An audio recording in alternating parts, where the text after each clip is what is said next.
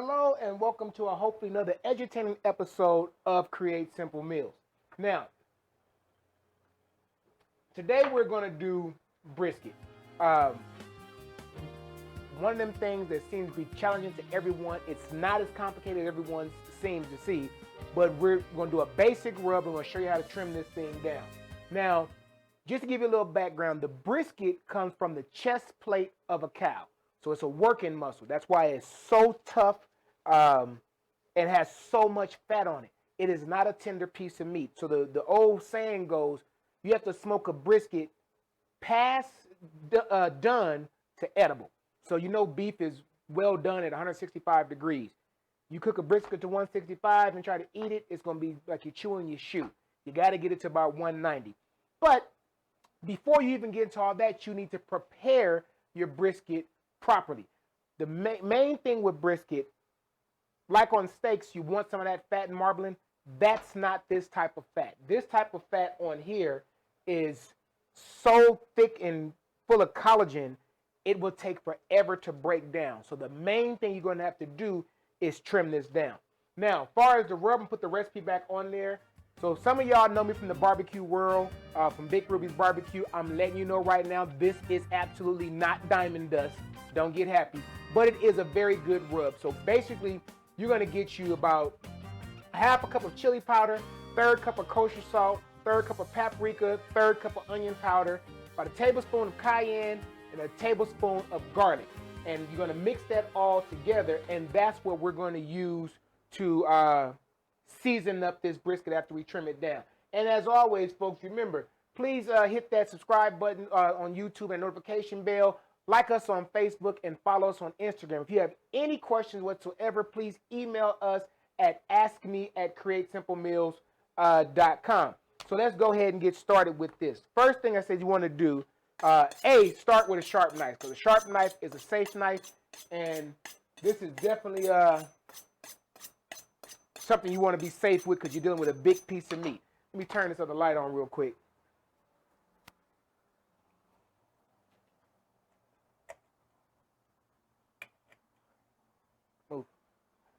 And the other thing, as the recipe says, a 10 to 12 pound brisket. You'll hear me say this on a few shows, especially when I do the Thanksgiving, when I start showing up smoked turkeys. If you need more than 12 pounds of meat, buy 2 briskets. Do not go get a 16, 17, 18 pound brisket. One, it's going to take that much longer to cook. And the bigger they are, the tougher they are. So I try to stick to under 13 pounds. Rare occasions I have went 15. So enough talking, let's get on to it. So first thing you want to do is you want to start trimming this down to about a quarter of the meat. And let me show you what you don't want to do.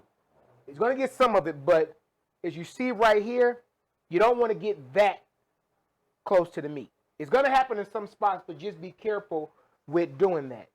So trim all this off and all this fat, unless you know how to make soap or you know how to render this down to, was it taro they used to fry, that beef fat they used to fry back in the day at McDonald's for the French fries?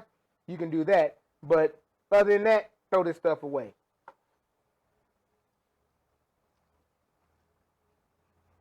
All right, just going to keep on trimming. You want to get it as even as possible because that will allow it to cook as even as possible. Get out of my way.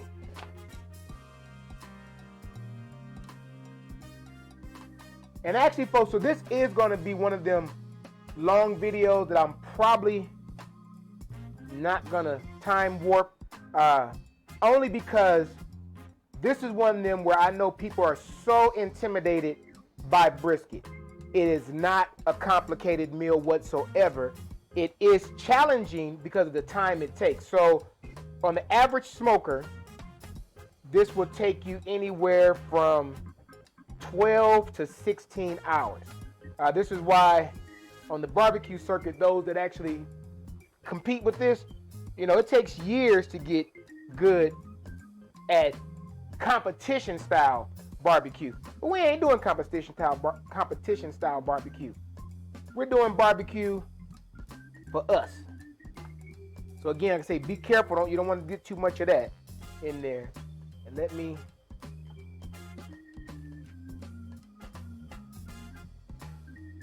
sear more of this off. And I know I'm not using proper knife techniques, folks, so please be careful when you trimming off your briskets. But I've been doing this for a while now. Now, the other thing you can do, if you just get a little bit too heavy-handed with your trimming and you trim too much of it off, you can save a couple of these pieces and just lay that on there while you're smoking it to help protect that meat from drying out. All right, we got that there. Now, let me show you something in here. All in here, we want to get as much of that out as well. So, not too much because you don't want the meat to separate the point from the flat, but you do want to get as much of it out as you can.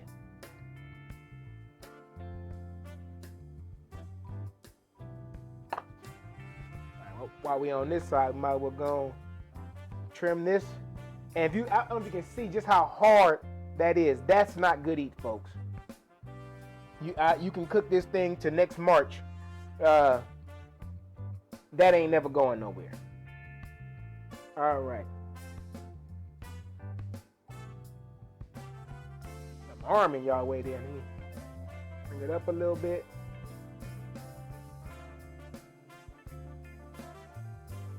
Keep on trimming that down. So this is definitely something I recommend doing it a day or two before, because you want to season it, and because this is such a huge hunk of meat, you want to let that season have time to get on in there. So I would say bare minimum, season this up, wrap it in foil, in plastic wrap, and let it sit for at least 24 hours. I actually have went as long as 48, sometimes even went as long as 3 days in the chiller with this wrap and smoked it.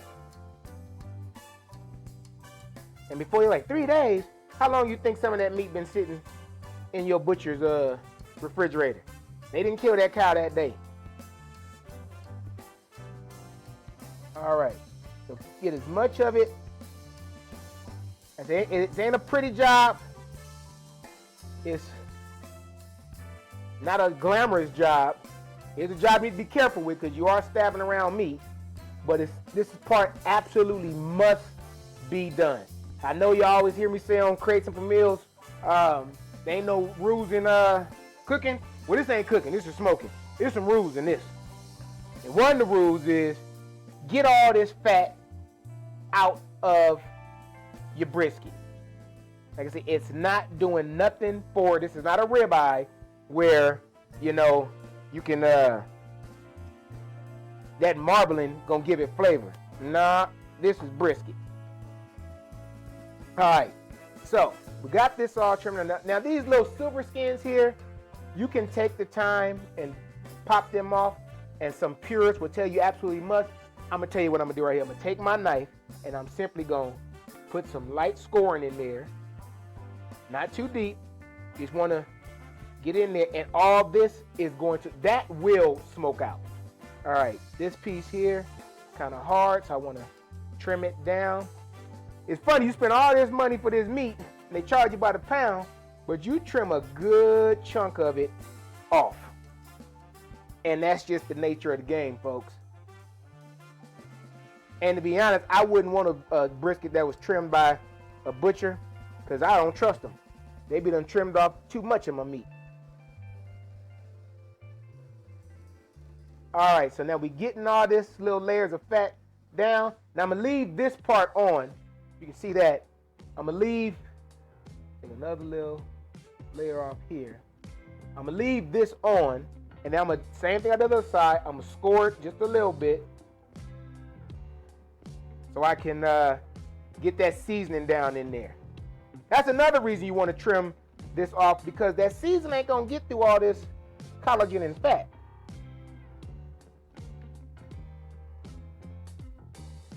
See that right there? So you want to get it as uniform as possible. Got most of that out of there. We're going to keep some of this in, but I want to take a good chunk of this out. And as you practice with this, folks, you will get better and better at it. It does take some time, but it is not complicated at all. It is. I wouldn't be doing it on this show if I didn't think it was simple. I think we intimidate ourselves with it. All right. So now that we got that all done, we're going to push this off to the side. We got your brisket trimmed down, just about, like I said, a quarter or so of fat left on top. All the hard fat, keep filling through because you might find a stray piece here or there. All that hard fat is done. It's okay to have some of this soft fat, just not too much of it. Now, with all that trimmed down the way we like it, next thing we're going to do, we're going to take this mustard. I don't like mustard. Trust me, you will not taste this mustard. It's going to render out, but you're putting the mustard on so that the seasoning will adhere to the meat. So, not a lot, just a little bit of mustard. And you're going to just rub that all on here. Get it nice and covered. Just a nice little smear of mustard. Get it everywhere that you're going to put seasoning. Like, get intimate with your brisket. I want you to really massage it. Same thing on the side. Like I say, not a lot. You just want to get it so it can stick on there. Get it rubbed all in.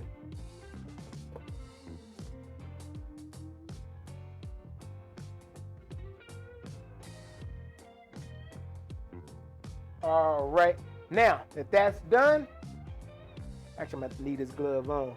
Take your seasoning blend that's already put on. I'm going to put that recipe back up. So, again, if you're just now joining us, for the seasoning, you're going to put in about a half cup of chili powder, third cup of kosher salt, third cup of paprika, third cup of onion powder, tablespoon of cayenne, tablespoon of garlic, and use the mustard to put on the meat for it to adhere to. While you're sitting there watching me do this, folks, please subscribe to us. Hit that subscribe button on YouTube and notification bell. Like us on Facebook and follow us on Instagram. And for any questions you have about this or any other video, please email me at askme@createsimplemeals.com. So you want to get this on there. Now I'm going to tell you right now, when I cater, I know exactly how much seasoning I'm doing. So for a brisket, I typically use about a half a cup of seasoning. But you want a good, healthy amount on here. So I zoom in. You want it really packed on.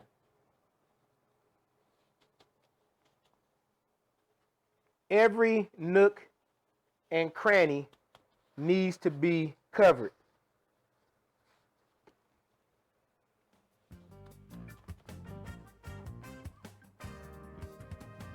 All right, and we got that all flipped over. Flip this over a little bit. Add you some to the other side.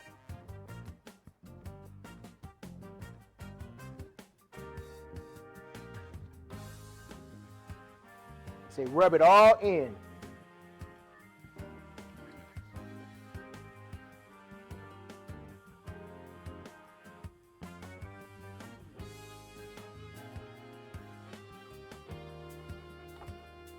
All right, and once that's all good and covered, what you're going to do is you're going to wrap this in some plastic wrap and put it in your ice box and let it sit preferably 24 hours, at least overnight.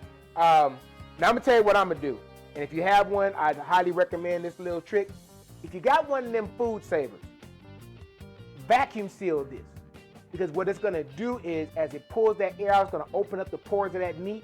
And as it's sitting there overnight, it's going to get that season all down in there. Now, sound crazy, but think about it. Have you ever bought already pre-seasoned ribs or any other type of meat in the store? That's all they doing. They season it up, they vacuuming it, and that season kicks on down in there. So do what they do and do it for cheaper. As always, folks, please do not forget to subscribe to that YouTube channel. Like us on Facebook, follow us on Instagram. Any questions you have, please email us at askme@createsimplemills.com. We will come back in a day or so and show you the smoking process, but for the most part, you want to set your charcoal off. If you don't have a smoker, it's a grill. Set your charcoal off to one side, get it hot to about 225, 250, and maintain that temperature as best as you can. If you have a smoker, follow the instructions of your smoker, and you smoke that thing for as long as it takes. It's going to hit what's called a stall. Your meat will probably sit at 160 for a good 2 hours. Let it sit. It'll get past that and it'll get up to 190. You can also wrap it. We'll talk more about that later on and do what they call the Texas crunch. Until next week, folks, or until next, show y'all in this brisket, remember that there's only 3 rules to have when it comes to cooking. You must have passion, you must have patience, you must be willing to practice, but when you barbecuing, you must be willing to prepare your meat. See y'all back here real soon.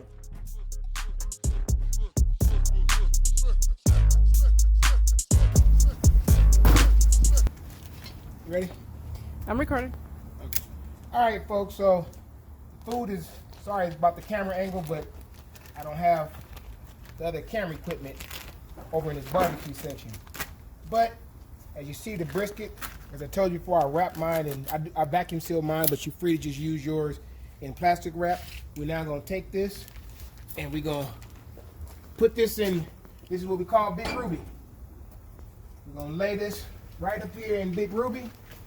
The smoker is now at 200, oh, that's hot, 250 degrees. And we're going to let this sit here. As I told you, you can use that excess meat to cover up any little or excess fat to just load it over any area you think you may have trimmed off a little bit too much on. That'll protect the meat, but still let it get that smoke in. So we're gonna let this cook. It's probably gonna take 8 to 10 hours, and then I'll show you the final product. See you soon, folks, right here on Create Simple Meals.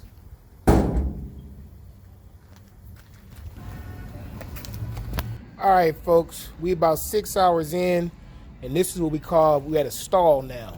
So the internal temperature, let me see, can I get my handy dandy thermometer?